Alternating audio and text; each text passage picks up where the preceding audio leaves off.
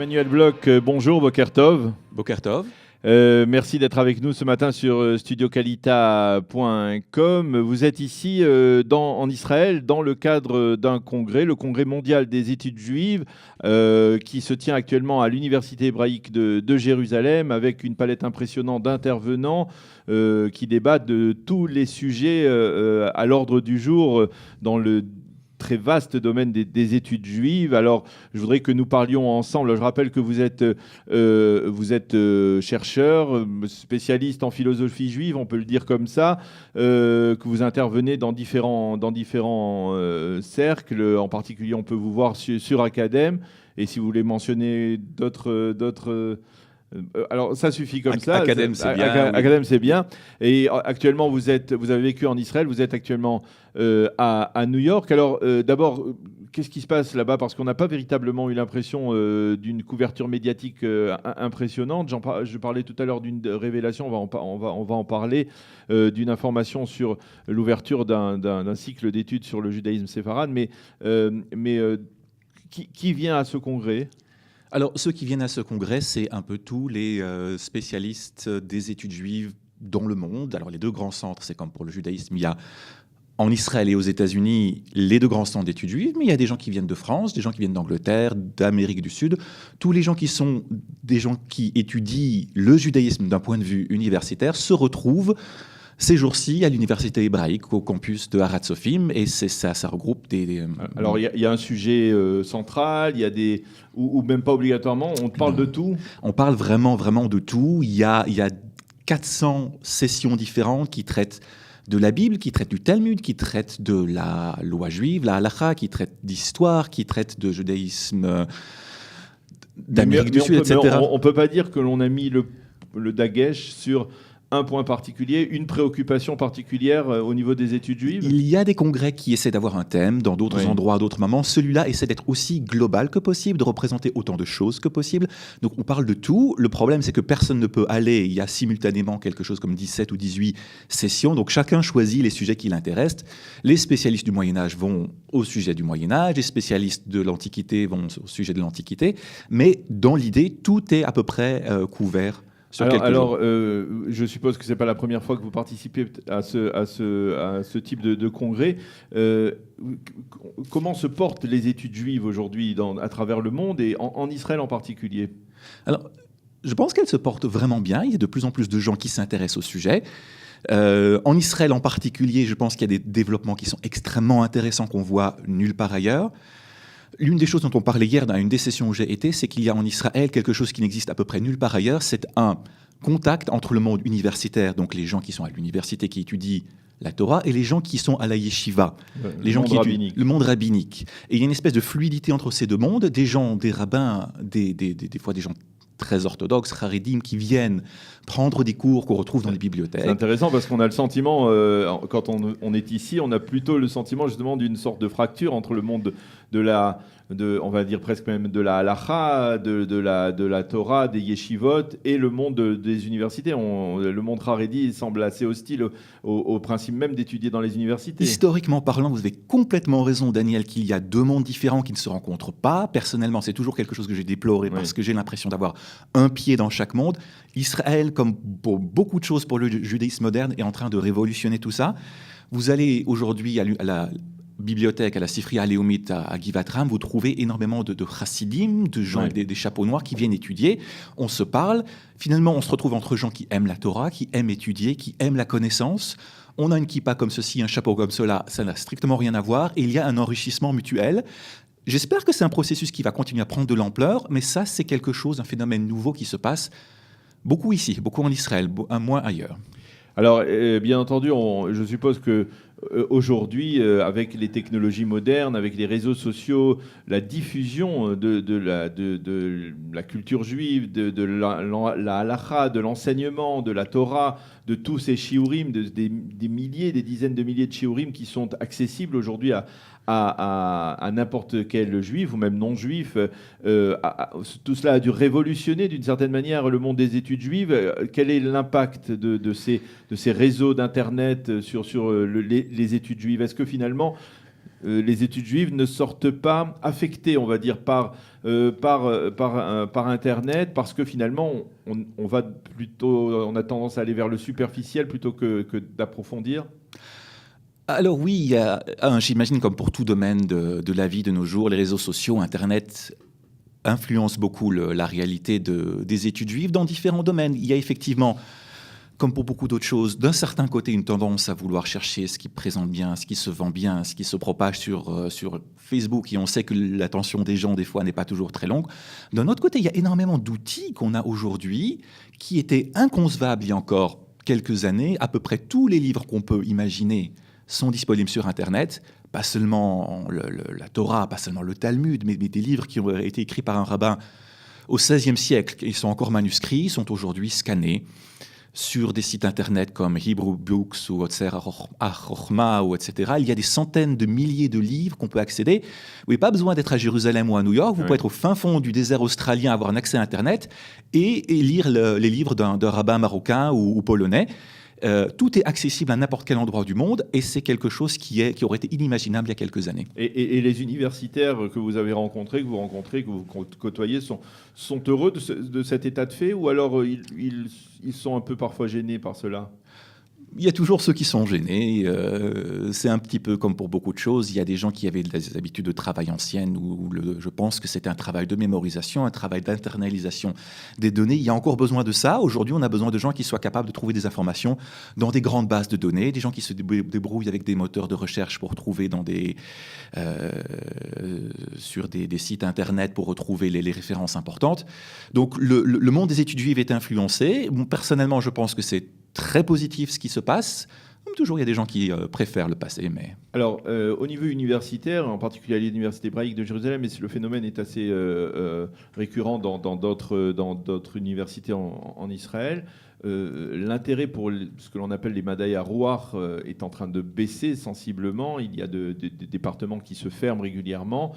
Est-ce qu'au niveau des études juives, il y a aussi cette tendance ? Oui, il y a aussi cette tendance, malheureusement. Il y a de moins en moins d'argent qui est alloué au département d'études juives.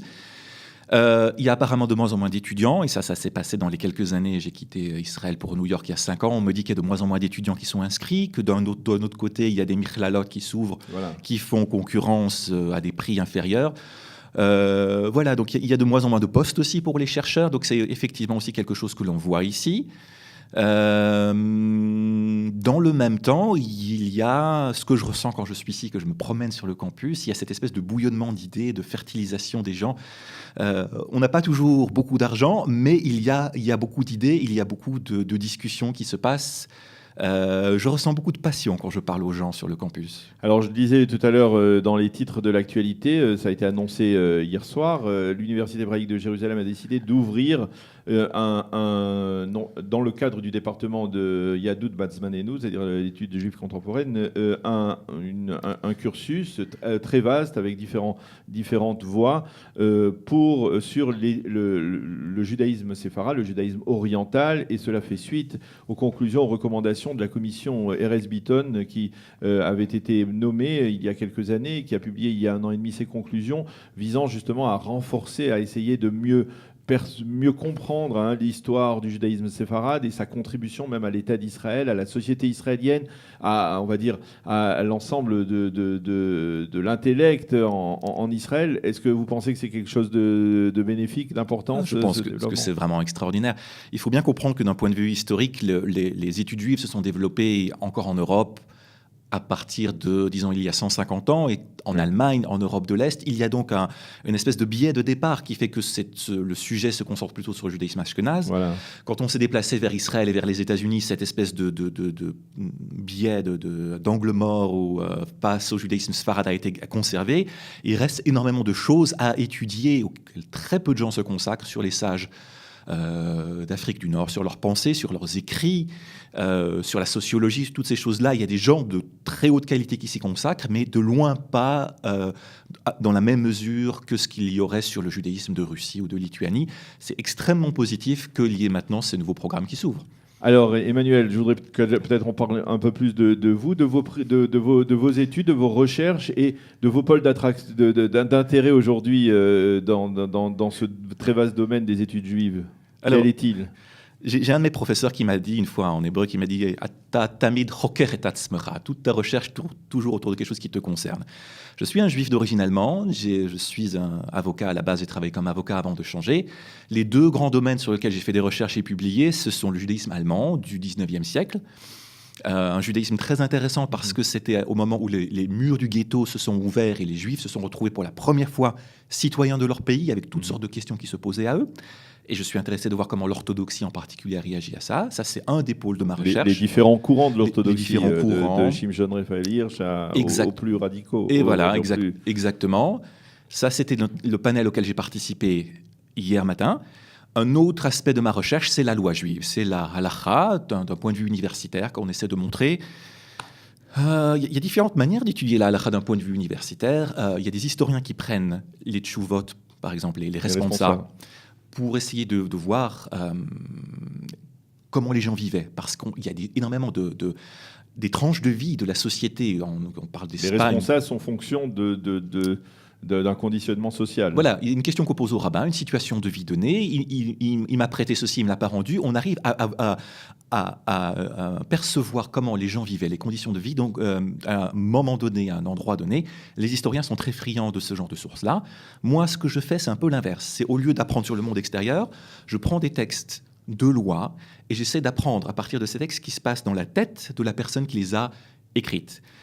Comme on prendrait un test de Rorschach, on essaie de comprendre qu'est-ce que ça veut dire quand un posek, un rabbin, avait le choix de trancher entre A, B ou C et qui choisit C. Qu'est-ce que ça veut dire sur ses idées? Qu'est-ce que ça veut dire sur ses opinions? Qu'est-ce que ça veut dire sur son monde intérieur? Est-ce qu'on arrive à montrer qu'il avait une approche par rapport à la science, par rapport aux femmes? Mais d'une certaine manière, les poskim... leur talent, c'est de savoir justement s'adapter à une certaine réalité sur le terrain, dans la vie de tous les jours. Il est clair qu'il y a bien entendu un apport personnel conditionné par une éducation, mais la vie de tous les jours, elle transforme un posek, elle influence sur sa psycha, n'est-ce pas? La vie de tous les jours influence, les circonstances influencent, mais il y a aussi la personnalité personnelle, la personnalité d'une personne. On voit l'appartenance à une école. Il y a des différences entre la halakha ashkenaz et la halakha sfarad. Ça, c'est quelque chose en tout cas qu'on dit à l'université. Ouais. Peut-être qu'à l'yeshiva, ce serait un peu plus controversé. Mais ce n'est pas toujours les mêmes textes qu'on prend en compte quand on est un posek en Allemagne ou si on est un posek au Maroc. On va faire les choses un petit peu différemment. Et alors pourquoi? C'est une question assez vaste aussi, c'est-à-dire cette comparaison que l'on fait souvent, et même dans la société israélienne aujourd'hui, de dire que la psycha des rabbanim ashkénazes est beaucoup plus rigide, beaucoup plus mahmira, beaucoup plus, on va dire, dure que la psycha des rabbanim d'Afrique du Nord ou les rabbanim séfarades. On sait par exemple le plus célèbre, c'est le Rav Ovadia Yosef qui a toujours été Kochad et Etera, qui a donné la force à une approche plus on va dire coulante, hein, c'est le cas de le dire. D'où viennent ces différences au niveau de la psycha? Je pense que la psycha ashkénaze au Moyen-Âge ressemblait pas mal de ce point de vue, de s'adapter à la vie, d'être en contact avec la vie de tous les jours des gens, ressemblait à ce qu'est la psycha sfarade, comme vous venez de le décrire. La modernité, du point de vue ashkénaze, a énormément crispé les choses. Il y a eu les réformés. Face aux réformés, les juifs orthodoxes et les rabbins se sont crispés sur leur position, ont voulu faire une muraille. Et c'est un mot qu'on retrouve beaucoup dans les ouvrages Haredim, à Roma. On fait un mur qui nous protège de toute influence extérieure. Pas tout le monde. Le rabbin Hirsch dont vous avez parlé, c'était pas un posek, mais les gens qui se réclamaient de son mouvement étaient beaucoup plus ouverts. Mais c'est vrai que dans un certain monde ashkénaze, on veut essayer de se protéger de toute influence extérieure qui serait corruptrice quelque part. Et la halakha reflète ça, effectivement.